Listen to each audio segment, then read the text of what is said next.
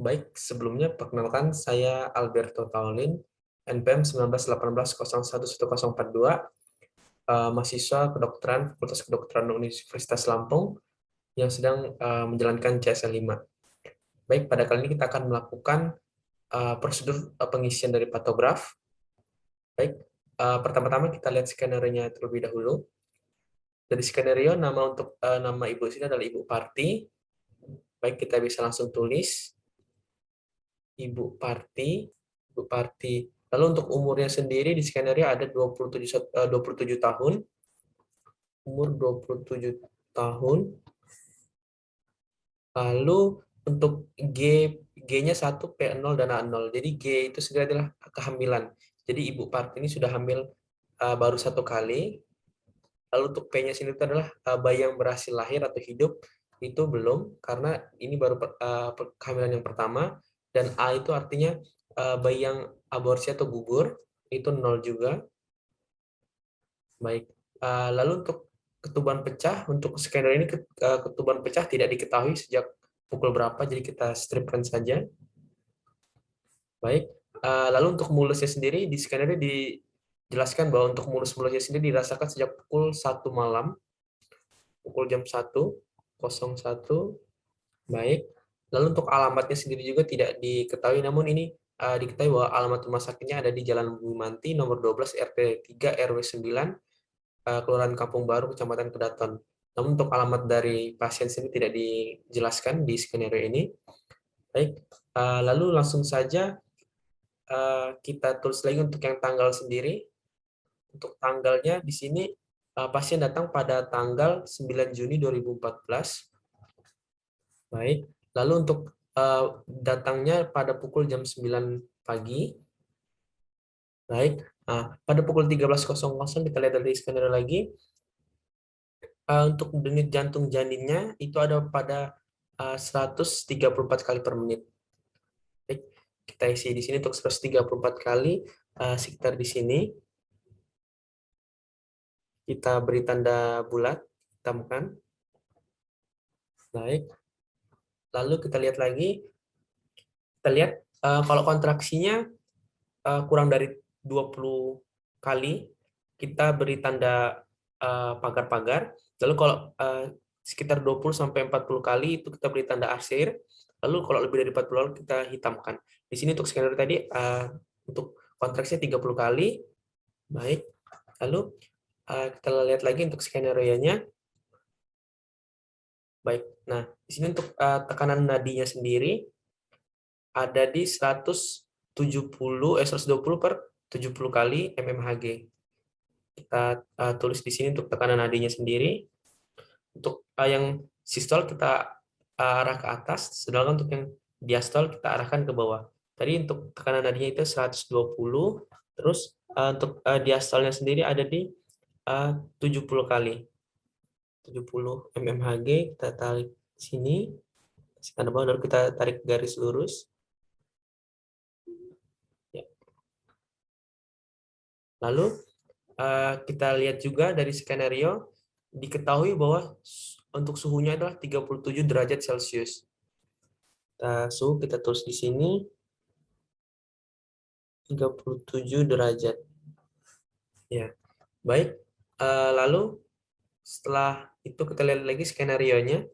Di skenario dijelaskan bahwa untuk air kencingnya sendiri itu ada di 120 cc. Baik. Lalu tidak ditemukan adanya pemeriksaan protein aseton. Kita strip saja jika tidak ada. Lalu kita tulis volume tadi ada di 120 cc. Pembukaannya itu pada pemeriksaan kedua, itu kita beri tanda silang.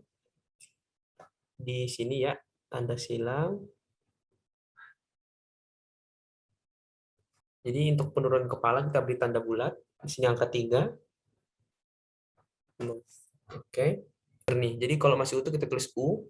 Dan untuk penyusupannya sendiri 0, tidak ada penyusupan. Baik. Baik, setelah itu kita lihat lagi dari skenario. Baik, sepertinya untuk pada pemeriksaan kedua sudah ditulis semua. Lalu kita lanjut saja untuk baca skenario selanjutnya. Pada pukul 13.00 masuk dalam fase aktif. Tadi sudah saya jelaskan bahwa untuk pemeriksaan patografi ini diisi pada fase aktif ketika pembukaan serviks ke 4 ke atas, ke 5 ke atas, 4 ke 5, dan seterusnya, sampai ke pemeriksaan lengkap ke pembukaan 10. Jadi untuk pemeriksaan pertama tadi kita lihat bahwa untuk denyut jantung janinnya itu ada di 134 di sini berarti. Sekitar di sini.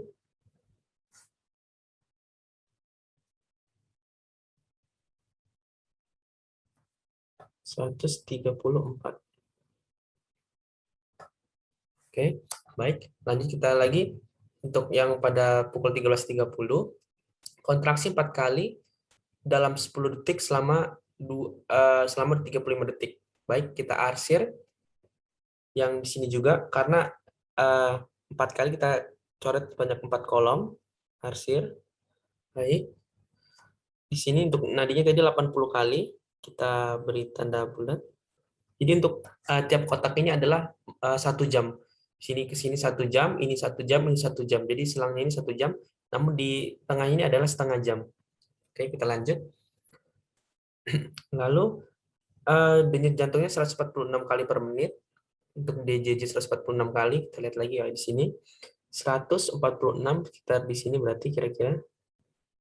Hitamkan 4 kali, 4 kotak berarti. Baik. Setelah itu kita lihat lagi untuk skenario-nya. Nah, di sini juga dijelaskan bahwa untuk nadinya 84 kali per menit. Kita kembali lagi ke atas. Untuk nadinya ada di 84 kali per menit. Baik, kita lanjutkan. Nah, lalu kita lihat lagi pada pukul 14.30, denyut jantung janin 142 kali. 14.30 berarti di tengah-tengah sini.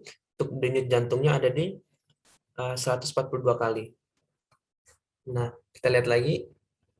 Lalu untuk kontraksinya 4 kali dalam 10 detik selama 45 detik. Ini jadi kita arsir warna hitam juga sebanyak 4 kotak. Nah, kita lihat lagi untuk skenario-nya. Ya, lalu untuk nadinya sendiri adalah 88 kali per menit. Untuk nadinya 88 kali per menit. Di sini berarti 88 kali, kita lihat, kita tarik garis lurus di tengah-tengah. Oke, di sini 88 berarti sekitar di sini.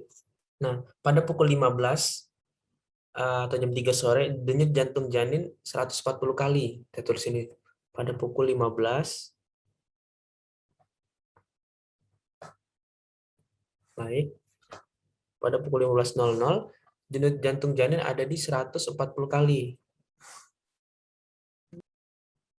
Baik.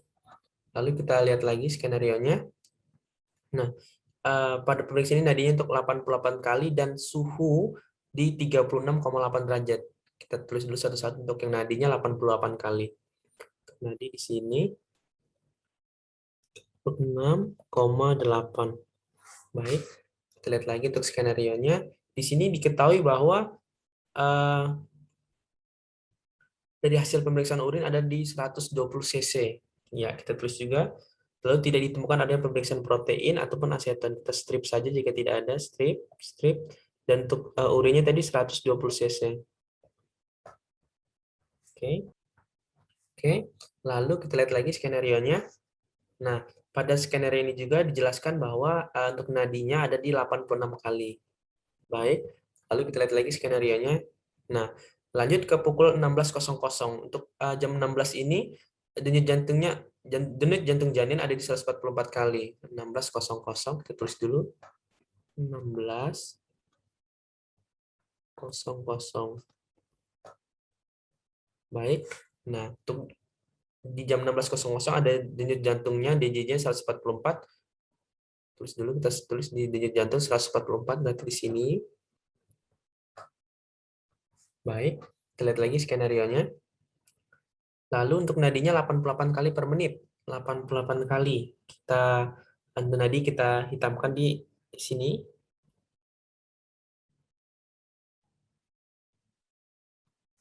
Baik, kita lanjut lagi. Nah, pada pukul 16.30 denyut jantung janin ada di 144 kali. Baik, lalu kita lihat lagi kontraksi 5 kali dalam 10 detik selama 45 detik. Kita asir lagi 5 kotak karena 5 kali tadi, dan diasir hitam karena waktunya itu 45 detik. Jadi waktunya lebih dari 40. Kita lihat nih di aturan. Baik, kita lihat lagi. Nah, lalu untuk pemeriksaan di 16.30 ini untuk nadinya ada di 90 kali per menit dan urin 100 cc. Nadi 90 kali per menit. Nah, di sini 90 berarti kita hitam pasti titik tengah ini. Lalu untuk pemeriksaan ini tidak ada, dan lihat suhunya juga. Pada kali ini suhunya di skenario untuk suhunya itu di pukul 17 nanti. Ada diperiksa lagi untuk suhunya. Nah, oke. Lanjut. Pada pukul 17.00 tadi diketahui bahwa di skenario untuk DJJ-nya 140 kali. 140 kali berarti di sini kita beri tanda hitamkan. Lanjut. Untuk skenario-nya kita lihat lagi. Nah, lalu ada penurunan kepala jadi 1/5 dan pembukaan serviks 10. Baik, kita lihat dari pembukaan serviksnya dulu. 10, jadi pada pukul ini untuk pembukaan serviksnya itu sudah lengkap ya. Jadi kita beri tanda silang di sini. Di sini. Karena sudah lengkap, kita X.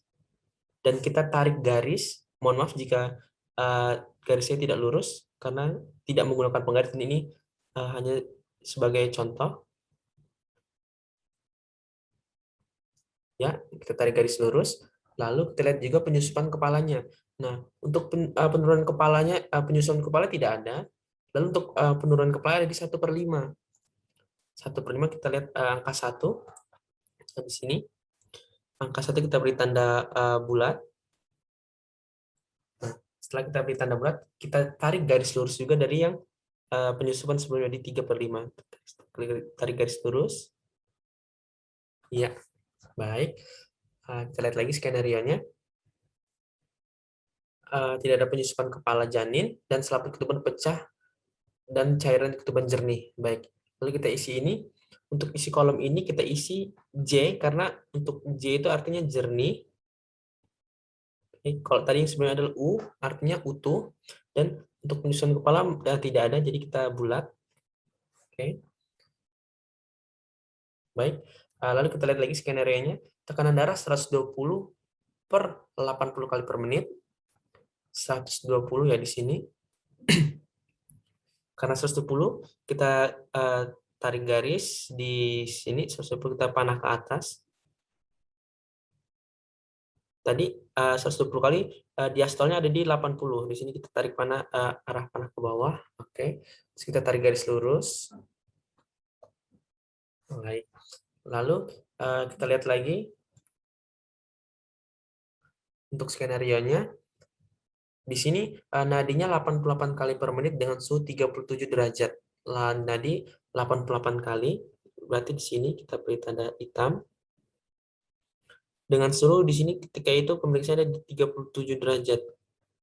Baik, sebelumnya kita tarik garis lurus dari tadi awal pembukaan fase aktif sampai ke akhirnya di penutupan fase aktif di yang pembukaan lengkap 10, kita tarik garis. Seperti ini. Begitu juga untuk DJJ-nya kita tarik garis juga. Telah lahir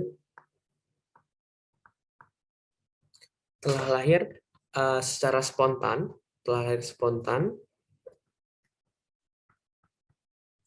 pada pukul,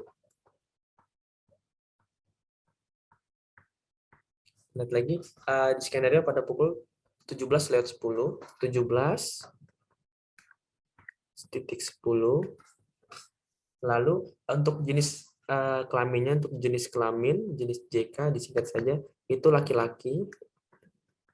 Dan juga untuk berat badannya, berat badan tadi diketahui di skenario ada di 3.100 gram, dan ini BB, dan panjang badan kita lihat lagi skenario ada di 50 cm. 50 cm. Baik.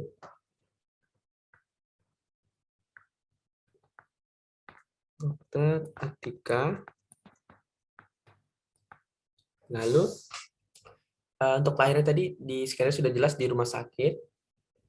Lalu untuk alamat tempat persalinan kita tadi ada di skenario juga nih. Bisa kita lihat di Jalan Bumi Manti nomor 12, RT 3 RW 05. Tulis saja. Baik, lalu kita lihat lagi untuk pendamping. Jadi untuk di skenario ini pasien didampingi oleh suami dan juga keluarga. Jadi kita centang suami dan keluarga. Lalu patograf melewati garis waspada, di skenario tidak melewati garis waspada. Lalu ada masalah lain, tidak ada. Lalu kita lanjut, penata laksanaan masalah seperti tidak ada karena tidak ada masalah. Lalu episiotomi tidak dilakukan, tidak. Gawat janin tidak ada, kita coret saja, tidak ada, centang. Lalu untuk distorsi bawah tidak ada, tidak. Baik, masalah lain tidak ada, penata laksanaan tidak ada, kita coret saja. Lalu untuk lanjut ke kala 3, kita lihat di skenario pada kala 3, lama kala 3 itu ada di 5 menit. Lalu pemberian oksitosin ya, untuk waktunya 1 menit. Lihat di sini lagi kalau belum terlalu yakin ya, kita lihat sini. Nah, diberikan 1 menit setelah bayi. Terus untuk plasenta lahir selama 5 menit setelah bayi lahir. Oke. Lanjut. Lalu kita lihat lagi pada pemeriksaan di kala 3 ini diberikan oksitosin ulang tidak, karena hanya diberikan 1 kali. Lalu untuk waktu ini sudah diberikan 1 menit setelah sudah persalinan, diberikan segera. Lalu untuk penanganan tali pusat terkendali, ya. Lalu plasenta lahir lengkap, iya. Jika tidak lengkap, tidak, kita catat saja. Pada nomor 28 ini sebenarnya tidak dijahit, kita coret saja. Baik. Lalu untuk atau neuteri tidak ada di skenario. Centang tidak ada. Lalu untuk jumlah pendarahan di skenario kita lihat lagi untuk pada kali 3 itu untuk kehilangan darah itu ada di 150 ml. Kita tulis di sini. Lalu masalah lain tidak ada. Nah, kita lanjut untuk pemantauan hasil persalinan kala 4. Masalah di kala 4 tidak ada, penata laksanaan tersebut tidak ada, jadi kita coret saja. Baik. Nah, kita lihat lagi apakah sudah terisi semua. Ya, sepertinya sudah terisi ya, sudah lengkap. Untuk dari skenario juga sudah terjawab semua dan sudah kita cantumkan pada patograf ini. Baik, sepertinya untuk pengisian patograf telah selesai. Sebelumnya terima kasih. Mohon maaf jika saya terdapat kesalahan dalam penyampaian ataupun dalam melakukan sesuatu yang tidak sengaja ataupun disengaja. Saya mohon maaf. Sekian prosedur pengisian patograf dari saya. Saya ucapkan terima kasih banyak.